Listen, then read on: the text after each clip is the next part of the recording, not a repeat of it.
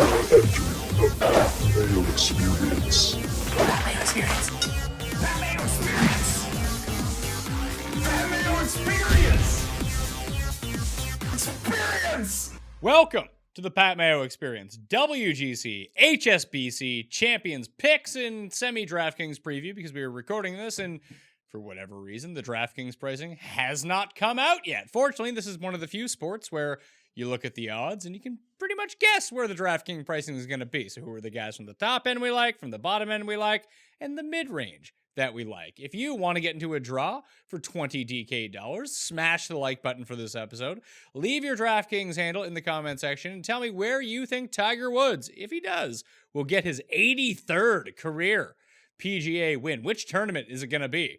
And then you're in a draw for 20 DK bucks, just as you are if you review the audio podcast for this episode. So download, rate, review, and subscribe to the Pat Mayo Experience audio podcast. Of course, we'll have tons of golf every single week throughout the rest of the season, but a ton near Christmas time, heading into next season. Then we're back full-time doing golf again once football ends. Feinberg lifted from the football show, back on the golf show, and I know a lot of people miss that. I miss it, but we're just pretty pressed here because football pays the bills, keeps the lights on. No one else knows more about that than Ben Rasa from awesomeo.com. Gotta do football, man, always. Gotta do football. It is football now. NBA is here. Golf not in the forefront, but we carry on. We still have some tournaments. I can tell you from a DraftKings and even gambling perspective, I even said on the show 2 weeks ago, I hate these no-cut events. I'm terrible at them. I'm terrible at DraftKings at them. I'm terrible at betting them. So I really scaled back my bankroll each of the last 2 weeks and still put in money and lost almost every single cent that I had put in. I got very little return. I think I put 20 lineups into the $8 last week and cashed 2 of them. Good for a combined $20, which is not great whatsoever. I like the no cut. I like the regular cut events. I feel like that's a bit more skillful. I like actually having shot link data. That helps for some of this stuff to actually do research. But again, third straight week, no cut event, 78 people in the field. We got some big names. We have some rando Chinese players. This stuff isn't fun. No, I mean, I'm certainly not a fan of the non-cut. And it's just a tough time of the year. You have guys who haven't played in months. You don't know where they're at. Guys from Europe coming over. So it's just a little tricky. I also scale back during the winter. I focus more on the NFL, of course. But at the same time, you can get, you can buy on some guys early. And if you do have a line on a couple guys, you can do it before the pricing catches up. Now, there's actually another tournament going on this week, the Bermuda Championship. Probably not going to talk too much about that. So I guess we should get our Bermuda Championship out of the way right now. It is the single worst field I've ever seen. I say that every other week. This is the actual worst field ever. I mean, you told me before the show that Noren is the betting favorite. That really tells you what you need to know. Yeah, it's Scheffler, Noren, Lonto, Aaron Wise, Denny McCarthy, Bo Hostler. Those are your 6 favorites in this tournament. And there's legit 20 guys in the field who are 50 and haven't played on tour in 15 years. I'm just looking at the odds right now. Who's Gary Nicklaus? I think he's he's related to them somehow. Okay. Yeah. I don't know the last time. I think the last time he played on tour was 2005. Yeah, he is quite a long shot. And he's behind guys that are made up. So this is quite a field that they have over in Bermuda. Gary Nicklaus is the son of Jack Nicklaus. He last had his PGA Tour card in 2003 while I was still in high school. Yeah, that would have been my last year of middle school. So good times for Gary Nicklaus. Yeah, it's been a while. Maybe he can break through and get the win this week. What are his odds? 1,000 to 1? Yeah, I see him. I got him at 2,000 to 1 on the screen right now. That seems like it. I mean, it's pretty good field when Mike Weir is not even in the bottom 20 of the lowest people in odds. No, Smiley's in the lower range, but he's not dead last. He's with Jared Dillis, who is not a person. The Tour Junkies gave me a bet for this, so I'm going to just blindly trust them on it. They gave me Sebastian Kapelen. You know about him playing Euro. He's I've clicked his name before in my life, so that's more than I can say about a lot of these guys. Yeah, he's 200 to 1, so I put an each way on him. So okay. 50 to 1 for the top 5, 200 to 1 for the outright.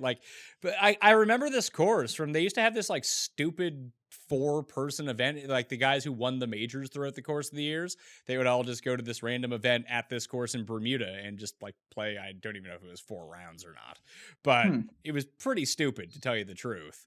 Let's see, what was it called? It was called the Grand Slam of Golf. It went to 2014. Martin Keimer last won this, beating Bubba Watson, Rory McIlroy, and Jim Furyk. I think if someone won 2 majors in that year, whoever came like runner-up at one of them ended up getting in. It was a pretty stupid tournament, but that's the last time like an actual event has been played here. Yeah, I didn't even know that. So you're already ahead of the game. Boy, yeah, maybe I'll take a random person that's for an outright, but obviously DraftKings centric's going to be on the WGC over in China. Where's Garnett? How is Bryce Garnett not playing in this field? He loves these like scrub events in Caribbean countries on the coast. Do you get status from this? I would assume so. Yeah. Like you get 500 points, 500 FedEx Cup points for winning. It's not even like it's an alternate event. Strangely. Oh, so this is the Super Bowl for a lot of these guys. Hey, Tim Wilkinson, 250 to 1. Maybe I'll have to go with like, it's a second shot course, basically. It's just based on like looking at like the winners that have been here, but it can get really, really windy. So I guess guys that play decently in the wind, like, I don't know if Dillette's all the way back or not, but he's 175. Like he looked good the last time out. Yeah, I mean, he started a little bit, but there's signs that he's coming back. The wind god Chetka's right there, 150 to 1. If he doesn't get disqualified or withdraws, that guy is shady character. I would guess if I actually end up betting this, like, I mean, the wind god is actually 45 to 1. It's Brendan Grace. Yeah, but he is terrible now. He's not a god of anything these days, is he? No, the guy that I would actually turn to, if this is like purely a ball striking course, like Seb Straka is 40 to 1. He's coming off a top 5 in his last like actual PGA start. Yeah, it's going to be somebody like that. Hey, maybe Peter Uihlein can. Oh, come on. Please. This is his moment. God, you imagine I can't back him at those kind of odds, but this is his type of field, at least, where he can maybe hang in. Yeah, well, I think that's enough for the Bermuda Championship. I'm not going to lie to you. Yeah, I was just looking to see. I don't see Bill Haas's name, so clearly doesn't have the prestige of an elite event, so we can move on. All right, let's talk about the WGC. It's a WGC, so there's a ton of good players in the field. Not all the good ones, though. There's no Tiger coming off his win. I guess we should talk about that. If people actually, tune into the show, like, hey, Tiger Woods, let's talk about him. He just won. We'll get to that in a sec. No Brooks. DJ still hurt. Shenzhen International is the course. It's been played here basically every year for the past 10 years, except for 2012, I believe it is. There's over 10 mil in the kitty. You got 550 FedEx Cup points. It's 7,264 yards, a par 72. Key stats that I'm looking for from the course are going to be off the tee play, par 5 scoring. When you go back and look at the list of winners at this event over the years, you get Xander, Justin Rose, Hideki. Somehow Russell Knox won, but that's kind of strange. Bubba Watson, Dustin Johnson, Ian Poulter. That was at a different course. Martin Keimer, Francesco Molinari, like all those guys are good off the tee, whether they're bombers, whether they're accuracy players, they gain strokes off the tee. Yeah, I think that's really what it is. You're going to have to gain. Gaining with distance is great, but when you see Molinari, you know that if you're just gaining off the tee, nonetheless, it can be useful. So I'm with you there. Lean on the drivers. Good drivers set themselves up to score. I don't think it'll be a birdie fest or anything extreme, but certainly you're going to have to go low to still compete. Yeah, wind can become a factor here. We saw DJ gag a lead last year to Xander Schauffele. He should have won. I think he had a 7-stroke lead going. Was that last year or was that the year before? I don't remember. What? When DJ gagged that huge lead. I think that was the year before, but I could be wrong. Yeah, it may have been to Justin Rose. I can't really. Yeah, DJ came second that year to Justin Rose, tied with Brooks and Stenson. Yeah. Maybe he also did it last year. I don't know. No, I don't see Dustin Johnson anywhere near the top. So I guess it was 2 years ago. I lose track of these things in my mind, Ben. It all blurs. But if I look back at past 36 rounds, and you can do this accessing fantasynational.com, you become a member, and then all of a sudden you have access to all of the tools, and eventually the DraftKings pricing will be loaded into the system. But if we don't have it, the site can't have it. If DraftKings doesn't have it, the site can't have it. But off the tee play over the past 36 rounds, the leaders in this field, Rory McIlroy, Corey Connors, Jason Kokrak, Paul Casey, Bubba Watson, Tony Finau, EVR, Xander, Abraham Answer, Billy Horschel. Horschel's super interesting. We talked about him just a little bit 2 weeks ago. Rick and I talked about him last week. He's kind of getting into the flow of this overseas stuff. Like, he made a little bit of a run at the Zozo. He did. He ended up certainly grabbing a top 10. And the thing about Billy Ho that's good is he's not, I don't consider him a world-class putter, but he can get hot for long stretches. And when he gets going, he is a world-class putter, and he does it quite often. So that's something that you need when you get 4 rounds. He can get back in it. And I sometimes feel like he's overpriced, but in a field like this, I expect him to certainly not be towards the top, and that's could be a pretty interesting play. Yeah. Billy Ho always puts better on bent and Bermuda as well. This tournament in China is going to be on bent grass, very soft bent grass at that, very receptive greens. There's some runoffs on the putting surfaces, so you might need to access your around the green game just a little bit, but I'm still just big more on ball striking, putt on bent grass. We're good to go. We'll get into the top tier players then. Rory's the favorite. He's 6-1. Hideki's 12-1. He's won this event before. Xander is 14-1, coming off another good week. He won this event last year. He's 14-1. Rose, who won 3 years ago, or 2 years ago, is 16-1. Paul Casey, 22. Henrik Stenson, 25. Fleetwood, 25. Finau, 25. Im, 25. And Patrick Reed, 28-1. Those are going to be basically your $9,000 to $11,000 players, right? I think so. I mean, Rory is just going to be the favorite. He should be playing well. Course should suit him. Doesn't have a win, but certainly can handle it with the way he can drive the ball. And then you have Decky's the one who, now he's really getting close. He still hasn't won in a very long time, but he's starting to dial it in. Runner-up last week. So those are the type of guys just at first glance that I kind of lean to over someone like Rose, who we really haven't seen a ton of him in recent weeks. Yeah, I think the last time he played was the Italian Open a few weeks ago. I think that's what it was. He was T15 there. Yeah, that's about it, though. And before that, you have to go back a couple weeks even earlier. And he hasn't done much. It hasn't been terrible, but at the same time, he hasn't been in his best form either. Yeah, he does have the best course history of anyone coming in, though. He has 5 starts here in the past decade. He has 4 top 7 finishes, including a win. Yeah, and Rose is the type of guy, we know he can drive the ball well, can get going, handles a lot of conditions. I feel like he fits a lot of different types of courses, and this certainly can suit him. But at the same time, I think for me, not that I'm solely targeting guys that played on, during this Asian swing, but I do think it is kind of important that they either played, either at the CJ Cup or at the Zozo last week. If I look back, and we'll go long-term for this, past 75 rounds to give us a better sample in terms of par 5s gained on the field. The best in the field this week in China: Scott, Schauffele, Rory, Casey, Sung Jae, Hideki, Poulter, Bubba Watson, Sergio Garcia, Justin Rose. So of the names we kind of mentioned, like, if you had to pick between them, would you go with Hideki or Xander, do you think? I think I would go with Hideki. The form has been spectacular. It does feel like he's building. Not that Xander's been bad. He was fine last week, but he is the defending champ.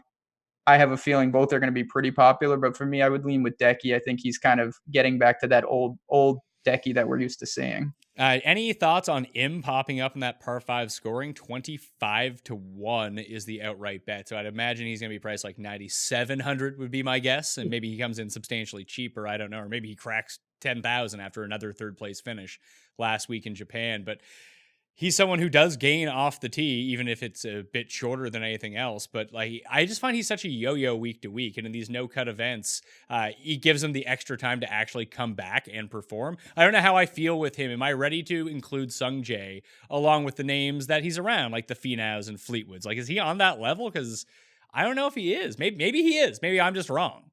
No, maybe we're just wrong, because I don't have him on that level either, which is why when you say if he's priced north of, say, like 9,500, that's a tough ask for me. I know, again, really good last week, well-rounded game. He can do in a lot of different areas, but at the same time, you kind of just alluded to this. He's also not the most consistent, where some of these other guys, it's almost automatic where where they're going to gain, and then you hope their one weakness. He's kind of, I guess scrambling would probably be the weakest, but his irons aren't consistently great.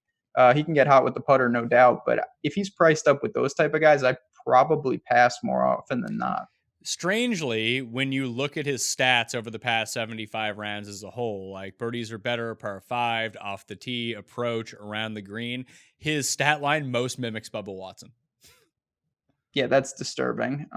He's a significantly better putter than Bubba Watson is. Well, that's not saying much, but it's still, that's just weird. I mean, I don't think of him like that, to be honest, but the stats don't lie. And I guess these are the kind of things that swing season is interesting. If you do think that Sungjae Im belongs, it's a great spot to buy, because if he continues to churn out these finishes, by the time the full stretch goes, he's going to be priced appropriately and the ownership will follow. And this is definitely a week where you probably will get, maybe people will play the recency bias and be like, oh, he won 2 weeks ago in Korea. He was like, okay, at the CJ Cup. He came third in Japan to Tiger and Hideki. This guy's legit. He won Rookie of the Year. He's been fantastic. This is a nice spot. I just think if everyone's clustered in the DraftKings pricing in this $9,000 area, and you have an opportunity to either take Tommy Fleetwood or take Sungjae Im, I just feel like people are going to click on Tommy Fleetwood. I do too. I mean, I know Sungjae Im is not an unknown. I'm not saying that, but at the same time, he's not, I don't think, on the level when you're used to seeing some of these other guys. You won't be surprised to see guys like Fleetwood, Patrick Reed, Xander types priced up there. Whereas Sungjae Im, I feel like when we've seen that type of pricing, it's been in weaker fields. This is a WGC with a lot of firepower up top. What do you make of Patrick Reed? T17 last week at the Zozo. He's played really well at this tournament in spurts before. He has 2 top 10 finishes the past 4 years at T7. He's not great off the tee, which kind of leans back against him, but he's Patrick Reed. Like, he could show up and be the best guy off the tee in the field. He's just that kind of player. Yeah, he's always someone that I like to target because I feel like he, A, is never popular, and B, his stats are somewhat misleading, because I feel like he can get it going in a number of different ways, and he does it differently. So I like to build him in specific type of teams usually, where I think maybe it'll be windy, maybe it's a little more scramble dependent, because he is pretty crafty around the greens. He is, over the past 75 rounds, middle of this field in both off the tee and approach, which is kind of funny. He's 35th. Yeah. I mean, and that's what the trade-off is. But the thing with him is he can get it. He can get hot with the irons. We've seen it time and time again. We know he's not going to be worried about a strong field. He thrives in that as well. So I hope he's overpriced, to be honest, because that'll dissipate the ownership. And that's really where I like to target him, when he feels overpriced and under-owned. Yeah, this Casey Stenson Fleetwood Finau tier, I don't really know what to make of it. I definitely don't want to bet it. And I think I'll probably only play like 3 DraftKings lineups this week. Maybe I'll just play 1, and that'll be good enough. I can't see any of those guys making it. They're all fine play. They're all fine plays, but that's WGCs. I get that question all the time over at Osimo. It's like, oh, do you like this guy? And it's like, if you're asking one of the top 15 guys in pricing, they're great players. So of course you can make a case. You can't have them all. But guys like that are going to be towards the bottom for me as well. Someone like Finau, who, he was not good last week, and I just have trouble with him, even though he's played well in his 2 appearances here. Next range of players, probably the lower 9s to upper 7s is where I would guess. I like this guessing. This is kind of fun. Like, kind of pick the price for the, like, how much do you think Adam Scott at 33-1 is this week? 9,100. That's where I'd be like low 9,000 type. So I think so. Scott Spieth, Cam Smith, Wiesberger, Hatton, Matt Wallace, Bjorn Hanan, all exactly the same odds. Then Horschel, who we mentioned, Rafa, Lowry, Matthew Fitzpatrick, Corey Connors, Danny Willett, Francesco. Corey Connors has lower odds in this field than Francesco does. Yeah, that's insane. But I like Corey Connors. Corey Connors is he's a ball striking machine right now. And he's just churning out quality finishes. It's hard to ignore. He's traditionally, when you talk about DraftKings pricing, he's always way too cheap. I'm interested to see if that'll continue. Yeah, he's not great birdies are better gained or par 5 adjusted scoring in this field, but mainly because he's just an awful putter. But you always want to play him on bent over anything else, which this is. And then you look at him, he's 2nd off the tee, 4th in approach. He's 55th around the green. So if he's not hitting his greens in regulation, he's making bogey.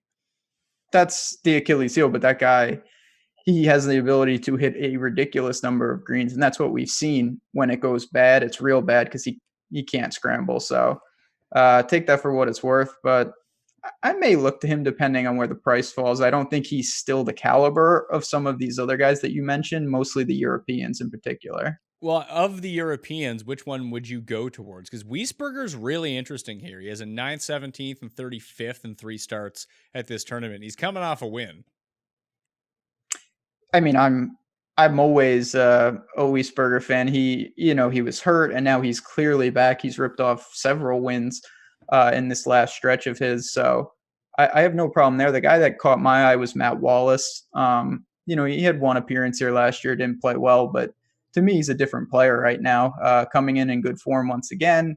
We've seen him, compete in a lot of prestigious tournaments. And I just think the way he plays kind of fits this course, actually. And with 1 appearance, I'm not sure people will recognize that. Yeah, you could even look at someone like Byun Hanan, 2 back-to-back top 10s in Korea and Japan, but he's played this course 3 times and never really played well. Well, when you can't putt, I don't know what to make of Ben An. He's someone I always get sucked into, and he's been paying me off lately. He's been playing good, but the course history hasn't been good, and it's hard because we don't have the strokes gain data. Is he somehow putting better, or is he doing what he always does, which is just incredible irons, incredible scrambling, and horrible putting? So the 2 guys that I really have the most interest in here, I guess. I mean, Molinari is super intriguing to me at his price point. It's just he's not been good at all, really. Yeah, he's been. I don't know. I'm not qualified to talk about Molinari because I never thought he was that good, and then he was incredible. He won a major, and now he's back to kind of how I thought he was playing, and I feel like I never got it right. So where do you think he'll be priced? I guess that's my first question. $8,300. Okay. So yeah, I was going to say like 85. So yeah, we're in the same ballpark. But man, I don't think I'm probably going to get there, to be honest. There's just so many other guys that are playing better, and I feel like I can get away with not having Molinari in a middling price range. Like, I like Burned better. I like Billy Horschel better, who we mentioned had an 11th at this tournament last year as well. And for the 3rd consecutive week, this is probably why I'm losing all my money now that I think of it. I'm going to go back to Sergio. Oh, yeah. For you and me, I've been playing Sergio, and it's been absolutely horrific.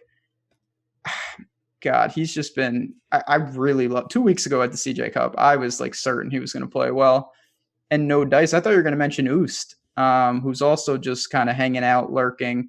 Not a great course history here and didn't play great last week, but he's always, when he's priced in that mid-range, one of the guys that I like to target in a non-cut because he's very low owned and he can get hot in an instant. Sergio is 67-69 on the weekend.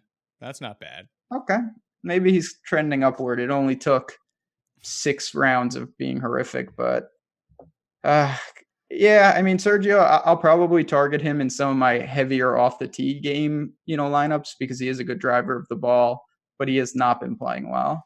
Yeah, so the only other guy who kind of falls into that as well is Ian Poulter, who's 60-1 overall. He'll probably be like $7,600 if I had to guess. Yeah, and again, I'm just guessing at this point, but he has a decent course history. He's won in China before. He has a 13th and 16th. He was 64-66 on the weekend in Japan. He seems to be, honestly, he's a form player. And if it gets like a bit windier or the course plays a bit more difficult than we're used to, I like him in the mid-range.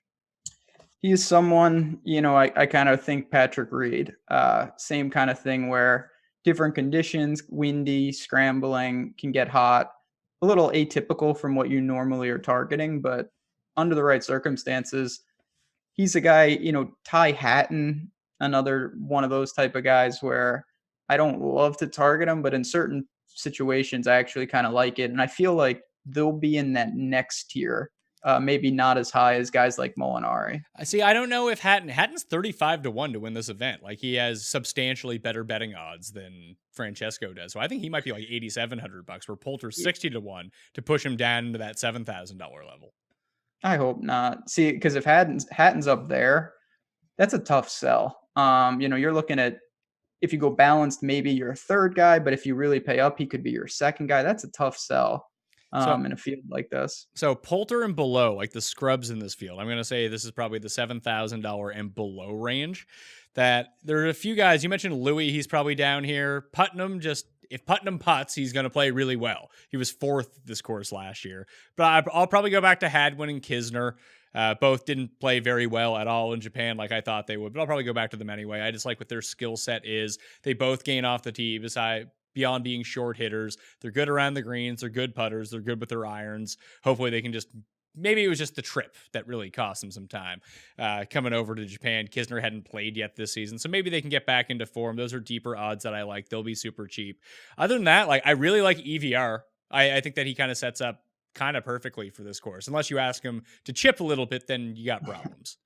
That's for sure. EVR, if he's cheap, and I guess he will be, it's hard not to look to him. He's someone that we've seen. He did over in Europe, he's competing every week. And then when he's come over, certainly held his own in some of the majors and other tournaments. So I have no problem with that. I'm going to forgive Kisner as well. I'll say it was Russ because I liked him last week. I thought I could buy early and it did not materialize by any stretch. He was just straight bad, but one tournament, I'm not going to overweigh that. What about Shane Lowry? He was someone I was on a little last week. Again, someone who was against the grain, and he was fine. Hasn't played here and hasn't played well in a couple of years. He played in 2016, 17. Do you have any interest in him? I never really have a ton of interest in Shane Lowry, and when I do, he shoots like plus 20. Yeah, last week, I comped it a little to Bridgestone. I know it was much shorter, and that's what got me on him a bit. Well, that worked. Yeah, it did. The Bridgestone corollary, if you go look at it, turned out really well. Well, yeah, like an idiot, I had no Tiger, so I should have just went full Bridgestone corollary.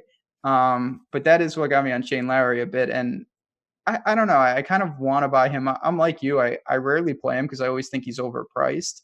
But in a field like this, maybe that'll be tempered. So there's a couple Euro Tour guys that I'm interested in here. So I want to get your take because you do more Euro than I do. One is Andrea Pavon. Bobby McIntyre's in this field. Everyone loves the Scottish brute. He's basically the Tim Andercust of the European Tour. They kind of look alike. They're both left-handed.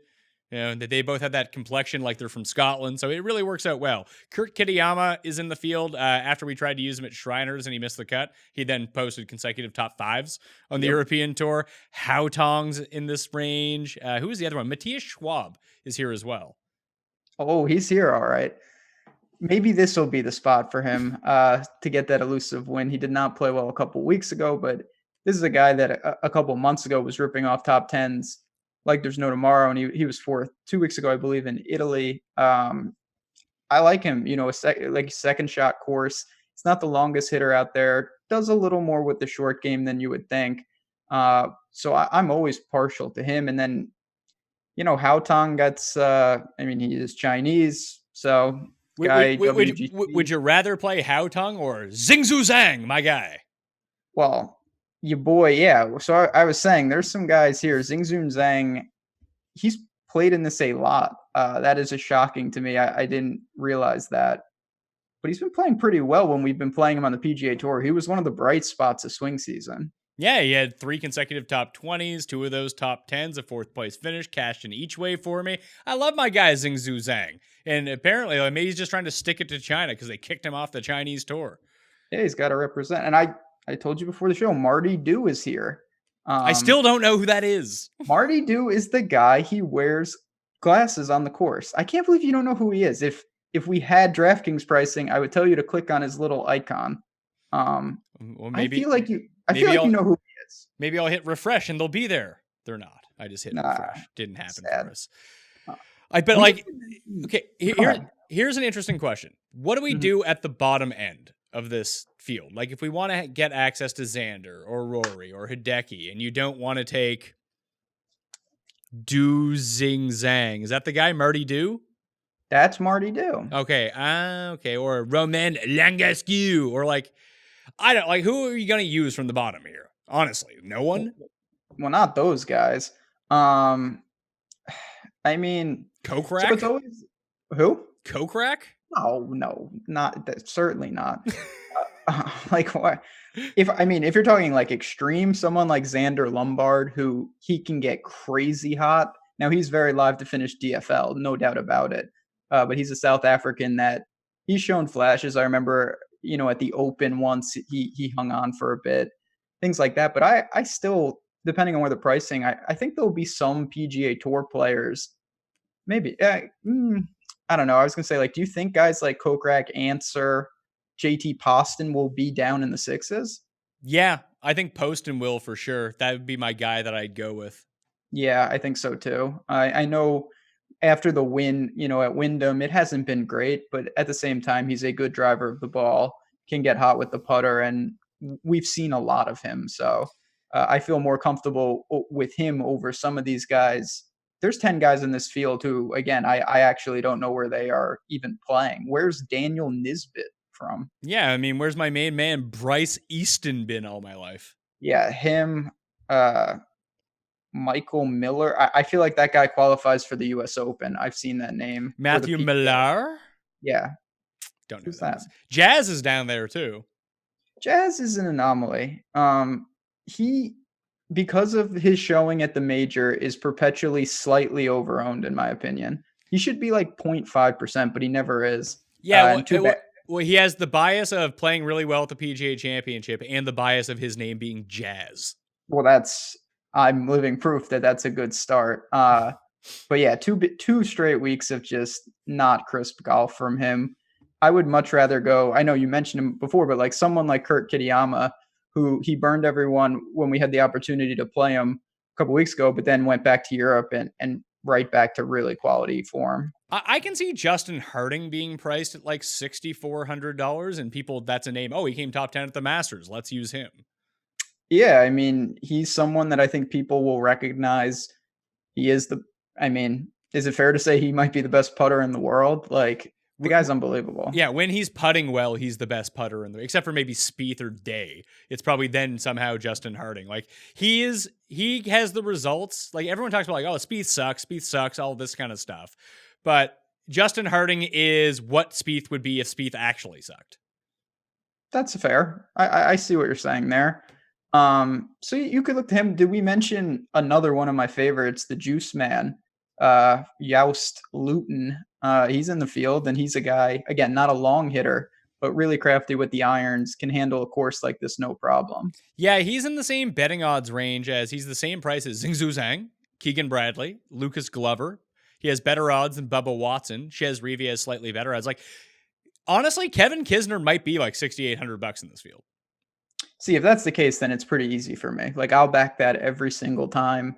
I don't worry about him at the Zozo. I know it wasn't good, but I'll take pedigree long-term over someone who maybe is playing a little better, but like over Bobby McIntyre. I know he's got some talent and he has been impressive, but give me someone like Kisner over him every day of the week. Yeah, Bobby McIntyre comes in with better odds than both EVR and Kisner. That just, I find that strange. I think people just, he's young. He has a bunch of good results in a row on the Euro Tour. People want to really like him. I like him too. And he scores on these par fives really, really well. He's not afraid to go driver off the deck to 8 feet. Like, that's the sort of guy that you want. And Bubba has won at this course before, so maybe a long hit in the lefties where you want to look. I don't know. I won't, but... Did you see Bubba's shot last week? Amazing. Insane. That tournament, that's a whole nother... there's a lot of crazy things, crazy shenanigans going on. You're not going to use Phil, right? I used Phil 2 weeks ago at the CJ Cup. It wasn't that bad. He wasn't. Like, he still scores in bunches, but at a course that really puts a premium on driving, probably not. I think I'm not going to get there.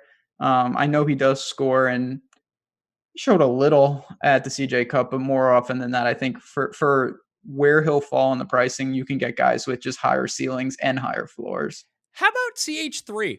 He was just very sneakily 8th last week. He does that. He's even his form, you stretch it out a bit. He's been pretty decent over this like swing season little run here. And it's a guy that he used to be someone that I would only target in specific tournaments, specific areas. He's kind of bucked that trend a little bit. And we know he's a good ball striker, good driver of the ball. I could see him being like flat 7K, and that would be interesting. I think he'll be up a little bit more, but I can see him falling in that range with like Hadwin and Louis and Putnam and McIntyre and Pavon, like at least based on how the odds fall down. Like, that's his range. and maybe just go with him.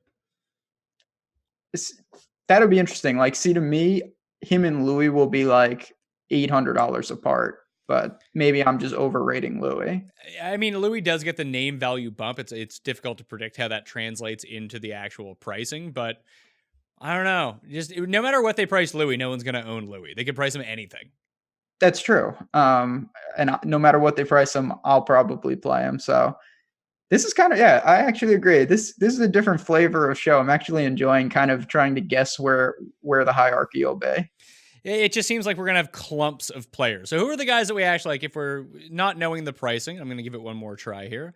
Pricing, go! Reservation only. Fun times. If we had to like state our favorite guys in the field here. So it's Xander or Hideki, like basically flip a coin between those two. I lean Hideki, but I think both are really, really playable. Should I just bet Hideki and Xander? 12-1, 14-1, just be on my way? That seems like a fair way to approach it, yeah. Maybe I need to start doing more of that. I like Connors. I like Horschel. I like Poulter. I like EVR, Howell, Kisner, and Hadwin. I guess those would be my guys. Maybe I'll splice in Sergio because I'm a sucker. But if I'm only going to play like 3 lineups, maybe even 1. Now I'm going to talk myself into playing 20 lineups and losing all my money again. So, yeah, wait a minute. You know how many times I've said, like, I'll tone down the volume. It can't be bad. Like, when you lose 98%, it's usually not good no matter how little you're playing. But, yeah, so that can get a little dangerous. For me, someone like Matt Wallace is going to be, I plan to get over on him, barring a ridiculous price. Patrick Reed, same kind of concept. And then working down, Kisner, Poston, Schwab, and Juice Loughton are guys that I think A, pair up together nicely, and B, are pretty apt to be undervalued in a field like this. Yeah, Poston will probably be my guy from the bottom end because I can't imagine he's anything more than $6,500. See, you know who's here is Scott Hend. He had like one good finish here before. He is by far the heavy favorite to card like a 9 or a 10. He makes crazy numbers. But I like that guy. He bombs it, doesn't he? He bombs it like Ryan Fox bombs it, but then he reins it back. Scott Hend just bombs it, even when he doesn't need to. It gets just out of control. Yeah, Scott Hend had a 21st and 19th in this tournament before. Get it, Scott Hend. Oh, how about this guy?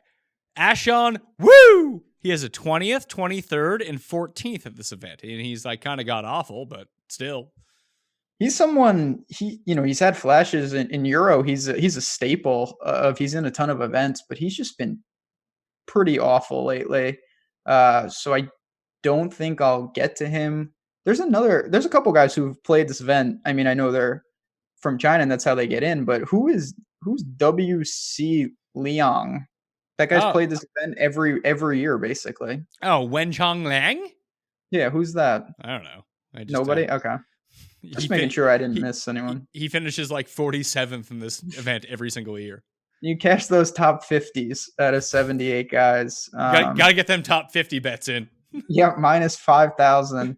That's the way to cash it. Boy, Victor Perez is here. I'm just looking at names that even sound familiar. Like, would you go to Victor Perez? He did win like 3 starts ago, and like he did okay at Le Pan de France in his home event. He was T16. I mean, he's a guy. The only way I would get to someone like that is if he's in a price point like actually towards the flat min. But if he's even comparable to guys like Poston and some of the other cheapies, I think it's an unnecessary pivot. Kevin Tway on the Kevin Tway I have in my mind about his actual skill set, like the upper end of his skill set, strikes me like he would do really, really, really well here. But then I remember Kevin Tway from the last year, and he was no good. Yeah, so Kevin Tway, and maybe this is true. I'm just going to ask you. Kevin Tway in my mind is like an incredible aggressive driver, bombs it. But then I feel like his off the tee game actually isn't that strong. Yeah, 53rd in this field over the past 75 rounds off the tee. So yeah, he's dust. But like when he performs well, like he lost most of the time last year off the tee. And maybe it was the step up in competition. You get the win, and then all of a sudden you're playing in the WGCs and you're playing in like the Masters and stuff like that. Then all of a sudden you don't look so hot. It's not like winning the Safeway Open, but previous to that, like in the 2018 season, he was gaining like 3.2, 2.2, 4.2, 3.5, 4.2, 2.8 just off the tee alone in like almost every single event. Yeah, I mean, I remember backing him late 2018 in like like the Wyndham and things like that, and he was just mashing the ball. And then, he worked up, culminated in a win, and then I don't know if it was just the step up in competition because the stats have just been poor. So tough sell. He sticks out as a name because, we're familiar with him from the tour, but his game is really not in a good spot. Yeah, so hard pass on him. So Poston's the guy from down low unless you go with Bubba. Where do you think now? Talk about a tough guy to price. Nothing would surprise me with Bubba. I'm gonna guess he's won here before, so I'll guess like 7,400. See, like I think there's a chance he's 8,200. There's a chance he's 6,400 too. I totally agree. He's the only guy, him and Louis, where nothing would really shock me. All right. Did you watch much of the Zozo? I watched it actually more. I was having such a terrible run on Sunday for football. I was like, you know what? I'm just going to watch Tiger win this tournament and I'll feel a lot better. If people didn't know, you won $25K on the weekend. I did. I had a good Sunday. In football, it could have been really, really good, but it wasn't. Thanks to Corey Davis, but that's neither here nor there. I mean, it was bad because you didn't win 200K or 100K. You still did okay. No, I'll take it. Believe me, I have not been doing well. It was my best NFL week to date, so I was really pumped about that. I watched a little of so the biggest thing I saw about the Zozo is when I saw that they made a par 4 150 yards. And I was trying to think of ways to angle shoot that live betting, but I could not figure it out. So the tournament with the rain kind of got ridiculous. I didn't see much of it on Sunday, though.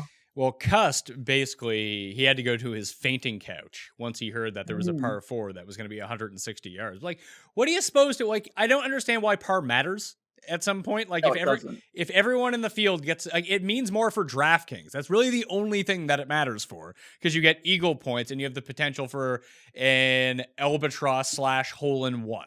If that was Gary going to be Woodland the case. did that. Yeah, he did it at the Byron Nelson a few years ago, and that basically when a hole got rained out. Like, what are you supposed to do? Like, if you can't play the hole, you can't. Would you prefer they play 17 holes then? I mean, it didn't bother me at all. I just found it absurd what was going on. But I didn't take much of it. I mean, it's great to see Tiger doing his thing. Once again, he surprises me. It's tough for me. When Tiger wins, there's almost no chance I can do good in golf because the chances that I'm backing him are very rare. Yeah, well, he's so boom or bust at this point, but he's won 3 of his past 14 starts, which is kind of, he won East Lake, he won the Masters, he won the Zozo. And I include the Masters almost in the WGC parlance of it's basically a no-cut event. Yeah, like when you add with all the old guys and the 10-stroke rule. Yeah, so he's won at East Lake, he won the Zozo, and he won the Masters. Maybe he's like the new Xander / Hideki. You just play him in no-cut events. There could be something to that. I mean, Tiger, even in this tournament, I know a lot of guys are like this, but like he was 3 over through 3 holes, and I was just like, eesh, God, it's going to be a rough run up to Augusta for him. He's got to get back in form. And then I woke up and he was 6 under. His ability to hang in, and he knows better than anyone how you can space out 72 holes. Yeah, and his iron game was so on. Like, we don't have the strokes gain data, but I'll tell you, Tiger led the field in strokes gained. Yeah, quite. From what I saw, it was pretty saucy. So it's interesting. I mean, I wonder where do you think we'll see him next? His tournament, maybe. Yeah, at the here. Yeah, I guess. And I know Ricky got married, but he just doesn't play golf anymore. Yeah, and he retired from golf. Get Rocket Mortgage spokesman, get back in form, Ricky. Is he on the President's Cup team? So the President's Cup, I swear to God, I have no rhyme or reason of who is on, who is off. Like, is Spieth on it? Is Spieth off? Is Finau on it? Tiger, I'm assuming, is now going to nominate himself. Is he good to go? And then the other side, the international squad is all messed up too. Yeah, so let's see here. Yeah, Tiger's going to pick himself. Everyone wants Tiger to pick himself. Like NBC probably begged Tiger to pick himself. Yeah, I think it's contractually. So they need people actually watch this. But yeah, it's Dustin, JT, Brooks, Kuchar, Xander, Webb, Cantlay, Bryson. So no Fowler, no Spieth, no Phil. Like Tiger's going to get one of those spots. So there's another 3 available. And I think you'd be crazy not to take probably Matthew Wolff. The Wolf man. I think you got to take one of these young guys. But is it him? Who would be the other one to go to? Morikawa? Yeah, okay, so it's Morikawa or Wolff then. One of those two. I guess they've both won on tour. Morikawa has been more consistent. But I don't know, Wolff played like okay last week. The Panda, get him back out, feeling good around some pedigree. That guy can't even get into the field at the Bermuda Championship, I don't think. That's why they need to throw him a bone here. Big Norm? Yeah, Big Norm. But do you think, and I know this is a little off topic, do you think on the international team, they'd be better off taking just like the most extreme boomer bust type people? I do, actually. Jeff and I discussed this at one point that like Siwoo Kim has to be a lock for this team. Yeah.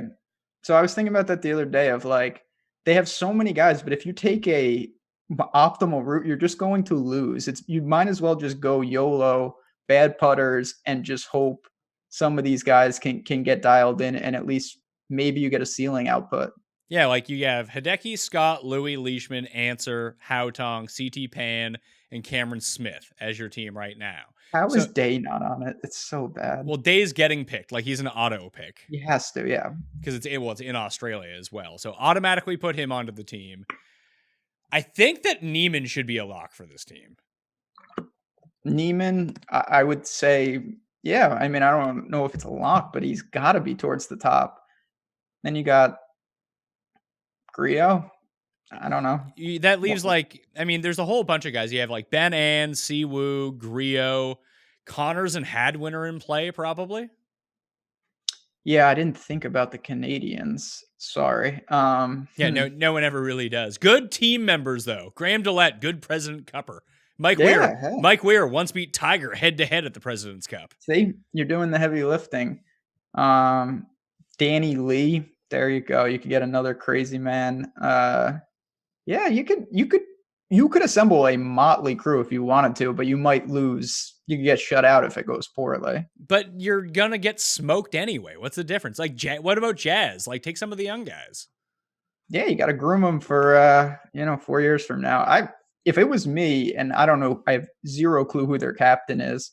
I would embrace taking the highest variance type guys, whether it's maybe Harding goes on the team, someone like that. Well, Ernie Els is the captain of the team, so I guess the big outlier is, and especially if he can perform this week, what about EVR? Yeah, him. I mean, he might be Louis, but he's up there for best South Africans right now. Yeah, so like I said, Day's probably a lock. Neiman's probably a lock just because he has that win, and you do want to take a younger player on your squad. EVR, and then someone else. Yeah, I think that's actually probably pretty on point. Them and one wild card type guy, and you could assemble a pretty decent team. I wonder by the official golf world rankings, like who the next guys would actually be. Like if you looked at the rankings, let's see here. Scott on the team, Leishman on the team, Hideki's on the team, Louis on the team. Oh, Sungjae. Oh, he's not in the. No. Oh, wow. Yeah, well, then he has to go to the top. I have him ahead of Neiman. You have him ahead of Day? No, I mean, no, but it's not that crazy if you wanted to argue that. So you'd have Day, Neiman, Im, and EVR. Those could potentially be your 4 picks, and that leaves out Griot, Lee, the Canadians, Siwoo, and that's really about it. If Byung-Hun An would get left out. Poor Benny. What's really killing them is they have CT Pan and Cameron Smith on this team already. Yeah, there should be captain's pick. They should be auto remove. That would serve them well because having Cam Smith is not the answer. No, like Sorry. Cam Smith has just been brutal. I mean, maybe he's getting a bit better now. He had like a good performance, but like him and Corey Connors are like back to back in the world rankings. Cam Smith, I mean, and bringing it back, like he will be crazy expensive in this because he's always overpriced. Yeah, does that make him like a good pick if you're playing in like a no-cut 78-person field? Like if you're always going to take Louis or Sergio because you know no one's ever going to own them. No one's going to own Cam Smith. So I embrace that concept more than most. The problem with Cam Smith is that I don't feel like you're getting, even though he's very low owned, it doesn't justify the opportunity cost. It's too expensive, and sometimes. Now I will say this guy, he still does churn out more top finishes than you would think for someone in such poor form, but God, he's legitimately over 9,000 sometimes in fields like this. If you had to guess what Ricky Fowler's world ranking is, what would you guess? 17th. 20th. Yeah, that's disturbing. It's funny, I obviously upped it because you asked it. If I didn't, I would have said like 13th probably. 20th, so who's he right next door to? He is one spot behind Shane Lowry, one spot ahead of Matt Kuchar, 2 spots ahead of Hideki. Yeah, that's just...